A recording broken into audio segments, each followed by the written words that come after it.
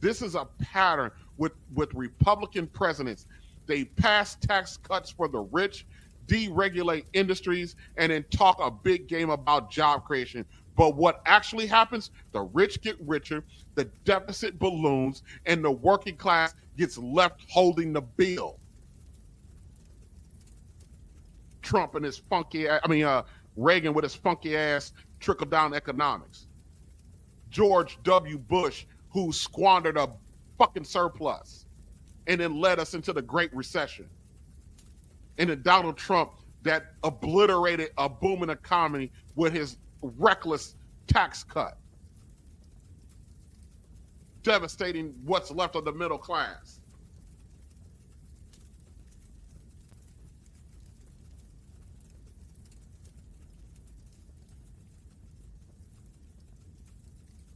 The idea that Republican presidents are somehow better for the economy is some bullshit. Plain and simple. It's a lie that's been sold to the average American for generations, but the facts don't back it up. Democrats create more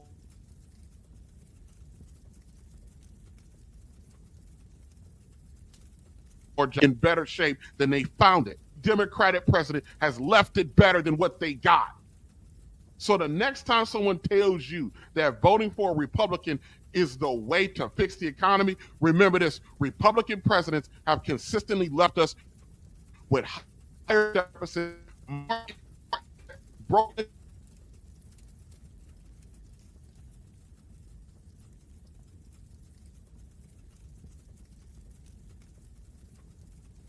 If Democrats can get out of their own fucking way, then they could actually make the case that their policies build a stronger middle class than Republicans could ever dream about.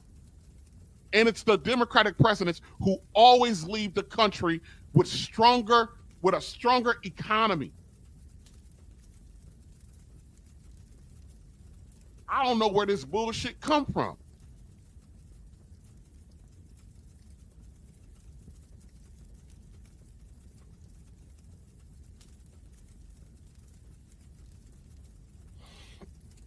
Okay, let me wrap this up. Black men, it's time to face the uncomfortable truth that we've been used, ignored, and taken for granted. For decades, we've been expected to align ourselves with one political party or the other, Democrats or the Republicans, while both parties have failed us at every turn. Let me say this blunt: we owe nothing to either one of these parties. The time has come for Black men to put our vote up for sale to the highest bidder, the candidate or party that is willing to deliver real, tangible results for us. No more loyalty to parties that have, and no more blind alliance. We need to start looking out for ourselves and our families and our women, even if they don't know what's good for them.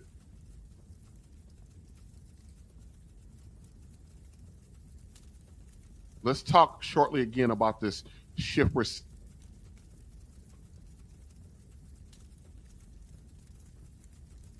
secret that many Black men are fed up with the Democratic Party. We're tired of being ignored, sidelined, and blamed for problems that we did not create. We're tired of being told that Black women are the backbone of our community and of our families and our party, while our issues are swept under the rug. Donald Trump tapped into that frustration. He acknowledged that the fact that Black men were being ignored, and in a desperate attempt to feel relevant, some of us latched onto his rhetoric. Trump threw a few bones talking about criminal justice reform with the STEP Act, highlighted Black unemployment numbers, and even pandered directly to Black men in his speeches. But let's not get this shit twisted. Donald Trump is not the solution. Trump, like many other Republicans, isn't interested in building the Black family or empowering Black men. His policies favor the wealthy and leaves the rest of us, especially Black men, scrambling to make ends meet. in his 2017 tax bill, it disproportionately benefited the richest Americans and corporations, while working class, including black men, were left with crumbs. We keep electing people that we believe that are like us, and these ain't nothing about them like us. Trump is a billionaire businessman. He went into that office to advocate for his clan, which is other billionaire businessmen and corporations. But somehow we think Trump is like us. And that nigga ain't like us. The idea that Trump or the Republican Party is going to save black men is short-sighted. They're using us for votes, just like the Democrats. But they're using us to destroy the Democratic Party. Speaking of Democratic Party, the Democratic Party has alienated black men for decades.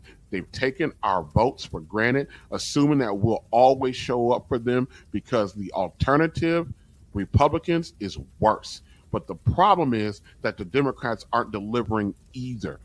They love to parade our black women out as the heroes of their party while leaving black men behind. Where are the policies that address specific issues for black families, period? Black women, children, men, period. Where's the targeted economic investment in black men like they tend to give lip service to black women? I'm a black woman. Instead of uplifting black men, the Democrats have consistently propped up a narrative that blame us for the struggling of our families and our communities. The single mother epidemic is consistently laid at our feet, even though most black men aren't even fathers. And according to the data, that's only 40% of black men have children. Yet we're consistently blamed for the high out-of-wedlock birth rates. The Democratic Party has weaponized this narrative that black men are irresponsible while ignoring the systemic issues that keep us locked out of a lot of different situations, including social mobility. It's a slap in the face, and we're tired of it. It's time for black men to look out for ourselves. No one is looking out for black men, not even the Republicans, not even the Democrats, not even black women. Yeah, I said it.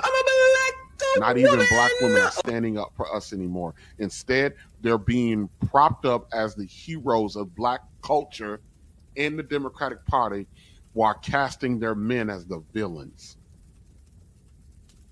While casting their men as the villains. I can do bad all by myself. Since everybody knows what it is that I need to do, well, do me a favor. Let me worry about me and you worry about you. I don't need no one to put me down. I want the ground can't get no lower. And I don't need no one to hang around and make me brown, just make me look older. And I don't need no one to black my eyes. Woman.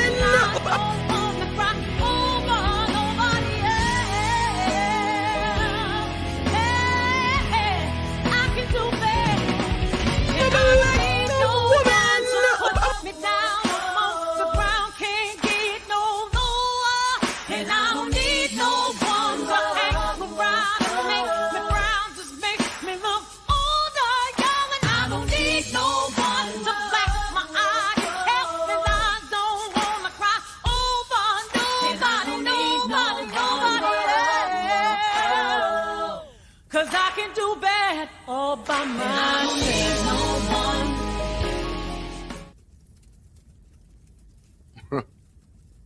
The I can do bad all by myself mentality has taken root in black women, with black women embracing a narrative that says that they don't need their men. This idea of fueled by policies that incentivize single motherhood and government dependency to a degree has fractured our families and left black men on the outside looking in and trying to figure out what the fuck just happened. Black women are celebrated for their independence, while black men are blamed for everything that goes wrong. But let's be real, the Democrats benefit from this divide. As long as black women continue to vote in massive numbers for Democratic Party, the party can afford to ignore the concerns of black men. The divide and conquer strategy is working perfectly for the Democrats. They don't need to address our issues because they've convinced themselves that we have no other options. But we do have other options. It's time for black men and even our women to stop aligning ourselves with either one of these fucking parties and start demanding more. We need to put our vote up for sale, not to the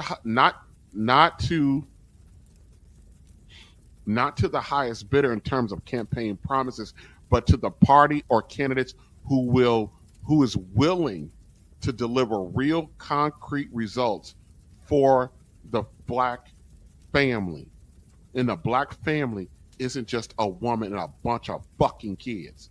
It's the black man, the black woman, and their children together. You want our vote, or you want to keep our vote, you are being put on notice. Earn it. You're going to have to earn it. This isn't about abandoning for black men, the black community, or turning our backs on our people. It's about self-preservation. It's about survival. Black men have been loyal to a fault. 88% clip have we voted Democratic. Despite the narratives to the contrary, we've given our votes away without asking for anything in return, and it's time for that to change. We need to start thinking about our vote as leverage and as currency. If a candidate or a party wants our vote, they need to come to the table with a real plan, not platitudes, not pandering, but with policies that work for both of us. And most importantly, we need a cultural shift that recognizes the value of black men in our families and in our communities. I promise you,